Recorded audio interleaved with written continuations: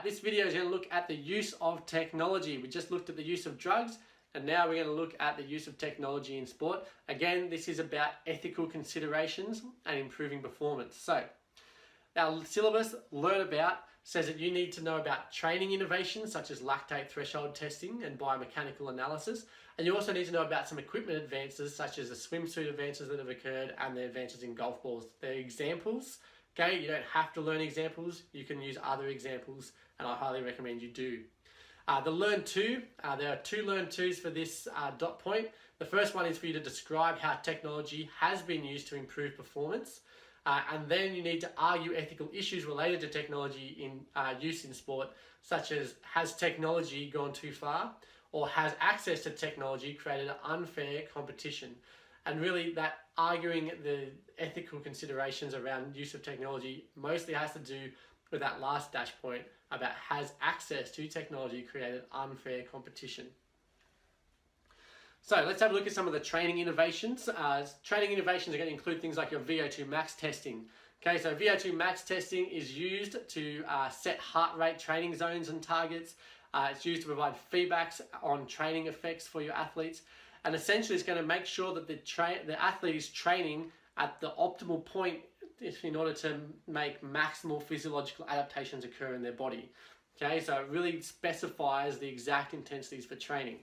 Similar to the lactate threshold testing or lactate inflection point testing.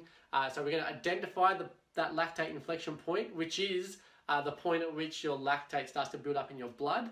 That's when your burning sensation really kicks in and you can't maintain the intensity for very long periods of time. That's the point they're trying to identify.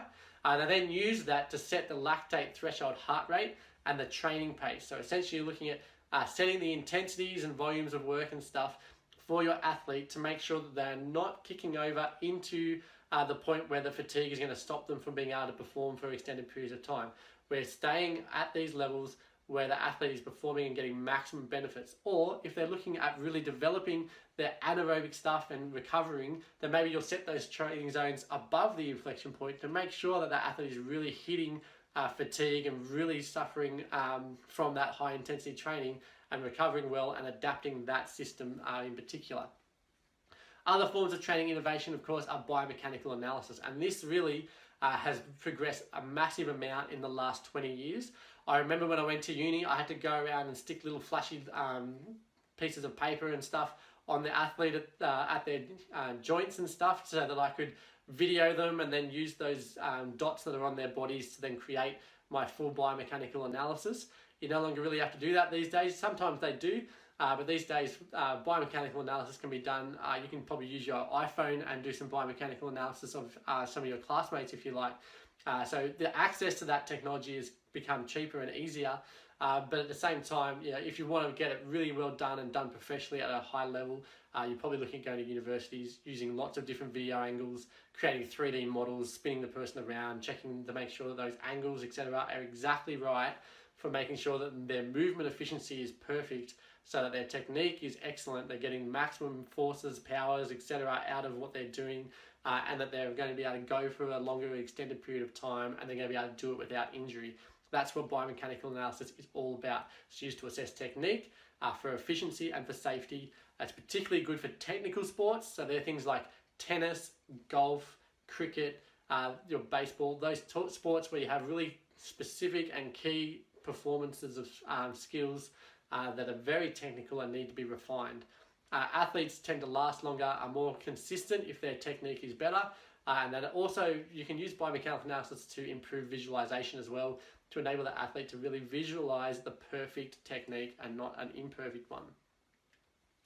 Some of the equipment advances that have happened. So equipment advances are probably the thing that have caused the greatest improvement in performance. In fact, I highly recommend you go and watch a TED-Ed or a TEDx video that goes through and talks about the fact that really in the last 20, 30 years, the main changes in our times in athletics and stuff is based on the fact that we are now using starting blocks and have a tartan track rather than an asphalt track.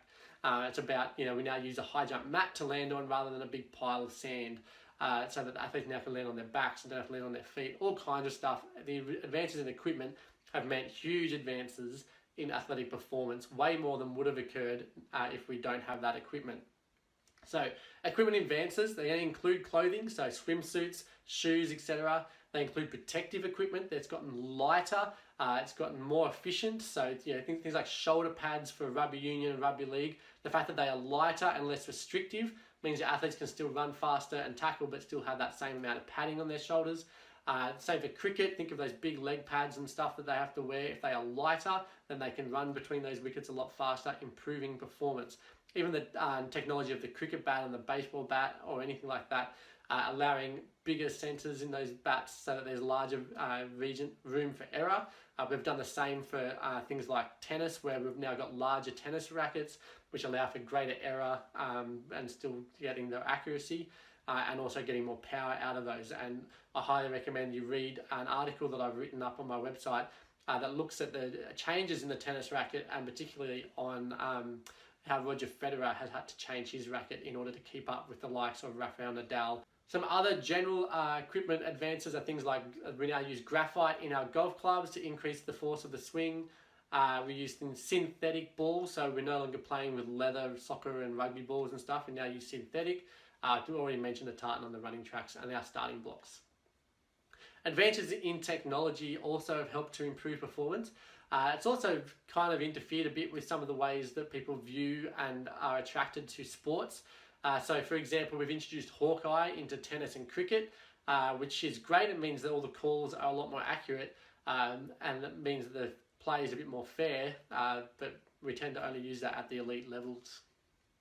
We had used lights in ice hockey to tell us whether or not someone scored. Often athletes would train and play with GPS devices on them to monitor and track their progress, whether they're actually putting in for their performance or whether they're taking it a bit too easy. We use lots of video replays, so whether that be something like the bunker in rugby league, or whether it be used for analysis of the team's performance by a trainer. We also have lots of advances in equipment and stuff and technology for our disability groups.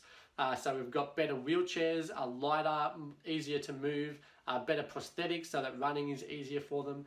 All those types of things are great advances that have occurred that have also advanced athletic performance.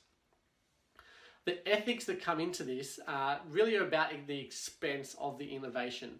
It's really going to benefit the wealthy players and particularly going to benefit the wealthy countries when it comes to sports. So if I think, for example, of American female soccer has way more money in it than Australia's female soccer, and therefore I naturally will expect them to beat Australia. But if I go even further and have them playing against Indonesia, where they're not going to really invest any money into their female soccer team, the technology and the access to technology that the American female soccer team have will give them a massive advantage over those Indonesian girls. And so you can do the same with pretty much anything. When we're looking particularly at international sports, there tends to be a lack of equity depending on how much money the country puts into those sports. Another thing that comes into it is whether or not we're looking at clubs and stuff. So unfair sport really only occurs if the people who are playing each other differ in their access. So for most elite sports, and particularly ones that have money, technology is not going to be a problem. So if you're playing in the EPL, pretty much every club in that EPL can access any technology they like and use it however they feel like, okay? They all are making plenty of money. The same if I look at the NBA, all those clubs, those basketball clubs, they're making a massive amount of money and they can afford all of the technological advances and innovations that they want for their teams. However, there are some competitions where the money distribution is not quite as fair. So in Australia, for example, our A-League, some clubs have a lot more money than others, and that can make it unfair in terms of their access to technology. Same for our NRL clubs, and probably even the same for our AFL clubs in terms of the money that's available for our clubs and where they want to spend it, where they can spend it. And so it's really about, can the people who are playing each other have the same level of access to technology compared to the other person they're playing. So if there is a lack of access, then there's a lack of equity. Okay, if a player is playing against someone who has lots of access and they don't, then it's not fair. Okay, and at that point it needs to really be thought about in terms of removing that technology and not allowing it to happen. But really at the elite level competition, mostly they're all going to have access. At the lower levels, mostly they're all not going to have access. And that tends to be the way things work. But they're going to have unfair competitions then when a lower level club has to play against a higher level club, because the lower club is not going to have access to technology. And that's what happens in things like the FA Cup or the FFA Cup, where you've got lower clubs playing against higher level clubs, and there's a big difference just in terms of their access to technology, nutritionists, whatever you like. There's a big unfair advantage in the money, and that makes it unfair in terms of their competition. Has technology gone too far though? So everyone wants improvements in performance, and without improvements in technology, there really won't be much improvement in performance. So the real problem is, does it make competition unfair? We've had a bit of a chat about that already. We're looking at player development. So an athlete who has really good ability and natural talent, if they are in a country or they're not identified early compared to someone who was not as talented and not as able, but was identified early, they get access to that technology, and therefore they get that advantage over the other person. Has it created unfair competition? Well, that's really for you to decide.